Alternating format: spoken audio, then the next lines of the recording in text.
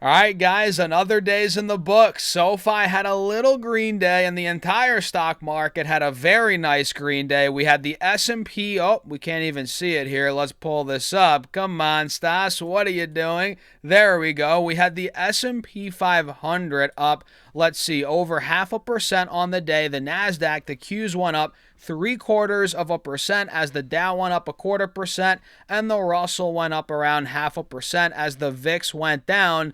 Let's see, over 3%. We're at roughly at 1960 on the VIX as of this video, as Bitcoin is down over 2%. It's at 66.3 right now. And look, SoFi, like I said, barely had a green day as the overall stock market today continued the green that we saw yesterday, right? The momentum slowly, building up a little bit here. If I pull up the 5-day, 5-minute, you guys can see we're putting in higher highs, higher lows. We actually took out the highs from, it looks like Friday, with today's price action on SPY. You're seeing that on the Qs as well, I believe.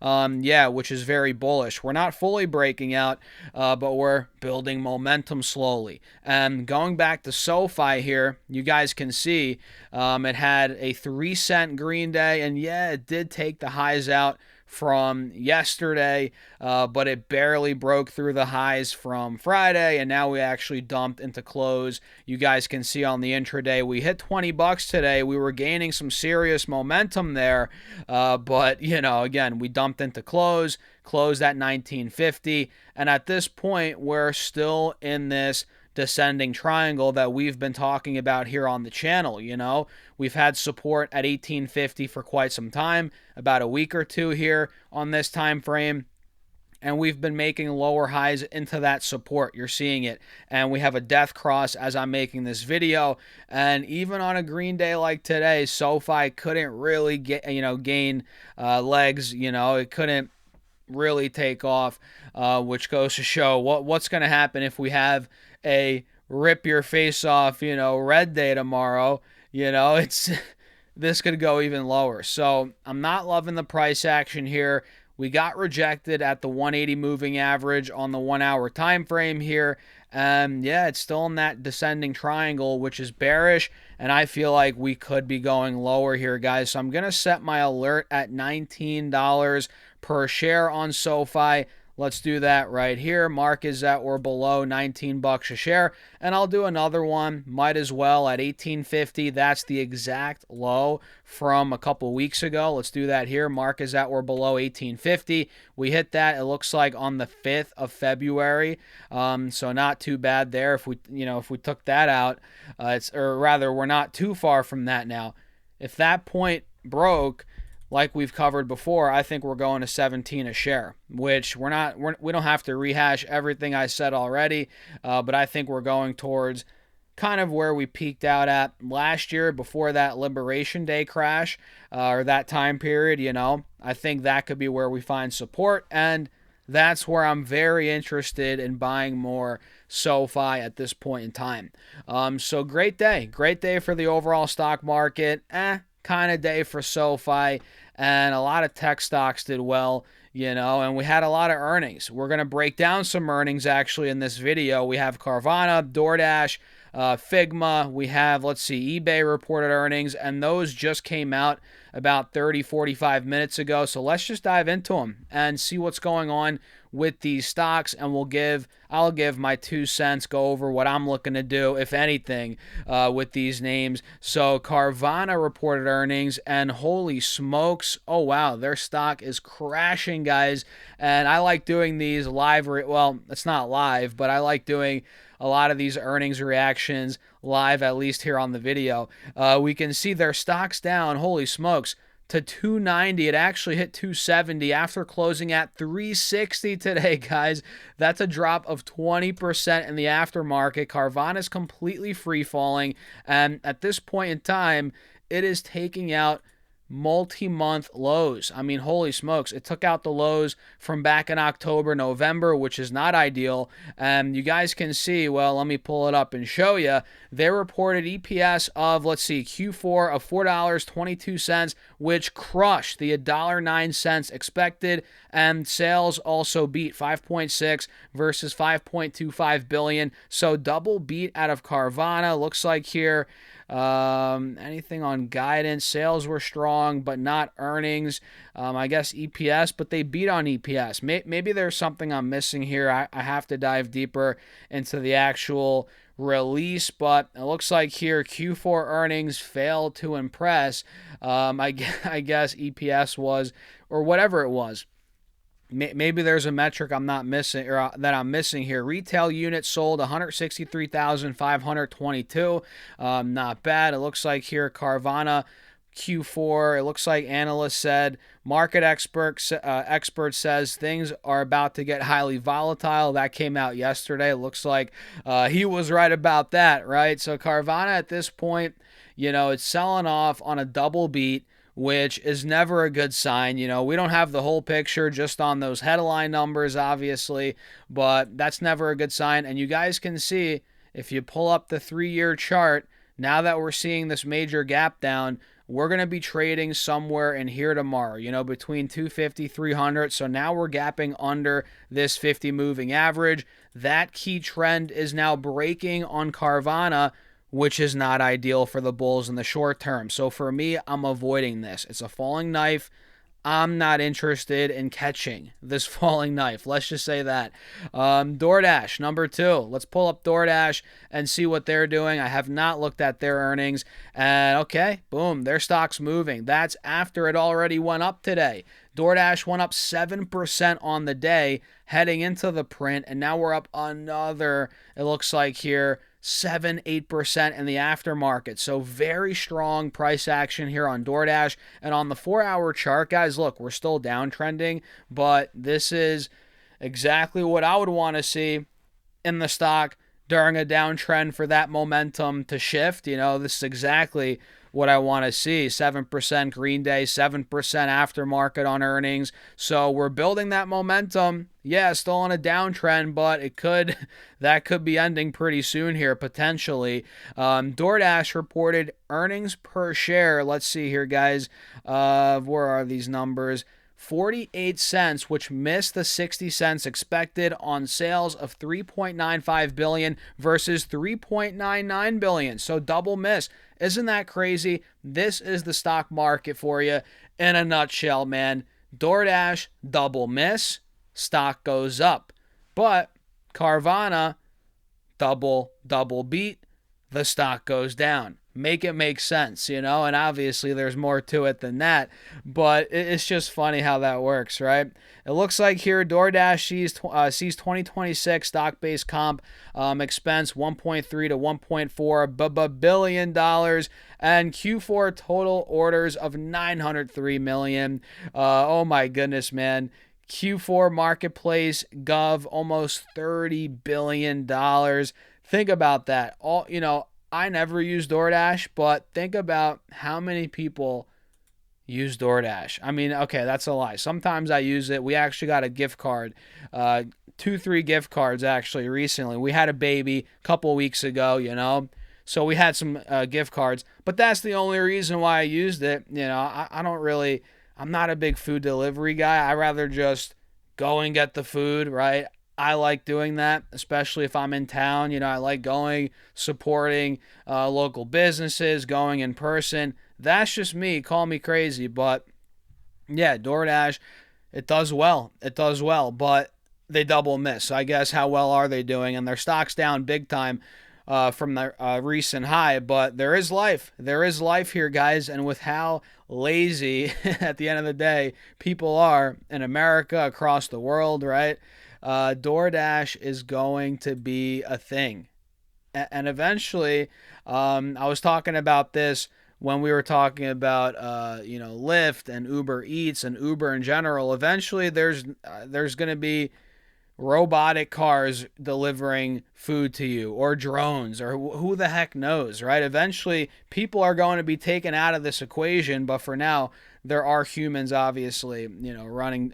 Without humans, DoorDash can't work. But eventually, yeah, they're gonna try and get rid of the humans, and who knows? I mean, that's further down the line. Not even in 5 years, in my opinion. That's more of like a 10-year play. But who knows who's gonna dominate that? I mean, that's gonna be a thing though. What company is going to be able to get food to your doorstep? Because Americans love convenience. Companies love profits, efficiency, and they're going to figure it out how to get the humans out and get the food delivered to your doorstep. What company's going to do it, though? It's going to be wild. One day you're going to see, like, for example, I'm in my office here on the second floor, and there's a window right there, right? What if I was like, yeah, DoorDash, I need a nice steak burrito delivered. I'm in the second floor right now. I'm my window, I'll crack the window down. Can you drop it in the window? Bring the drone over here. There's going to be stuff like that probably. Who knows? Or maybe not. I don't know. What do you guys think? But yeah, DoorDash stock's moving, still on a downtrend. And the more you pull the layers back, the more you realize, all right, this was a long time coming. We actually had a head and shoulders in the making heading into the print. So at some point, it's going to bottom, or it might have already bottomed here. And the more you pull the layers back, the more you realize, okay, the chart doesn't look that bad. So keep your eyes on DoorDash. I'm not looking to get into it personally. Figma, we also had earnings out of. The stock is, let's see, moving up after the bell. And my goodness, Figma stock has gotten demolished from 150. Now it's at 27 a share. This thing is now up to, it closed at 24. Now it's at 27 in the aftermarket. So Figma reported Q4 adjusted EPS of 8 cents, which beat the 7 cents expected on sales of 303 versus $293 million. So double beat out of Figma. And they see full year 26 sales of 1.36 to 1.37 billion versus 1.28. And they see Q1 sales of 315 and 317 versus 291 million. So yeah, I mean, look, if a company double beats, if they guide up for Q1 and full year sales, and their stock's down as much as Figma stock's down, yeah, I would expect it to go up in the aftermarket. That's what we're getting here, guys. And at the end of the day, it's still downtrending. I'm not touching this thing until we see a recovery, a confirmation of a breakout. Even then, I'm not too interested in the Figma story. I got to be honest, guys. But yeah, we're watching it either way. eBay, number 4. eBay. I mean, has anybody been watching this company? I mean, this company was hot 10, 15, 20, 25 years ago. I mean, it's still relevant, obviously. But man, eBay, and the stock price has done well, but this is like a low-key tech stock, I guess, at this point in time. And they're up $9 in the aftermarket. We can see eBay closed at 82. Now it's pushing to $90. And sometimes these boring, old quote-unquote stories are the most, the slept-on stories. Sometimes they're the best. And this could be a stock that I might have to do some more digging into. Not that I don't know about eBay, obviously, but man, I have not been paying attention to eBay in the last couple of years. I could totally be honest about that. But pre-2020, though, I was a big eBay guy. Not necessarily an investor in the stock, but I was very well versed with the product, how it worked, everything, the ins and outs of the business around eBay, because I used to sell things on eBay. Yes, when I was in my early 20s, late teens, I've talked about this before, right, on the channel. I used to be a reseller, guys. I was that guy. I was selling things on eBay, flipping things, boom, boom, this, that, ba, ba, da, ba. I was making money. I was hustling, and I was really entrenched. But since that time, I mean, I don't do that anymore. I haven't been in the platform. I don't really keep in touch with eBay anymore, but hey, I guess they're still doing well. It looks like EPS came in. Let's see here, guys. Where the heck is it? Earnings per share came in at $1.41 adjusted versus $1.35. That beat on sales of 2.96 versus 2.87 billion. So double beat for eBay. And they see Q1 adjusted EPS of $1.53 to $1.59 versus $1.48 expected on sales of 3 to at 3.05 billion versus 2.79 billion. So very good guidance there. EPS, GAAP EPS guidance is good. eBay to buy Depop from Etsy and transaction valued at $1.2 billion. Okay, I didn't know about that. Again, I've been out of the loop here with eBay. It's nice to see they're still doing well. And I'm acting like they're this archaic company. I just haven't been in the loop here, guys. I can't pay attention to every stock out there, right? So eBay's moving. Maybe if it takes out this $90 level, we could fill that gap to 95, 96, right? That could be a nice trade. Little cup and handle forming here. You guys see it on the 4-hour chart. Excuse me. So that's pretty much it for earnings today. Tomorrow's the big dog Walmart, which just hit $1 trillion a couple days ago. Now it's probably back under $1 trillion as the stock's pulling back. Which, are you guys surprised? Did I not say this literally in many videos on TikTok, on YouTube, on Instagram? Yeah. Now we're down more than five actually, $7, $8, $9 from the all-time high.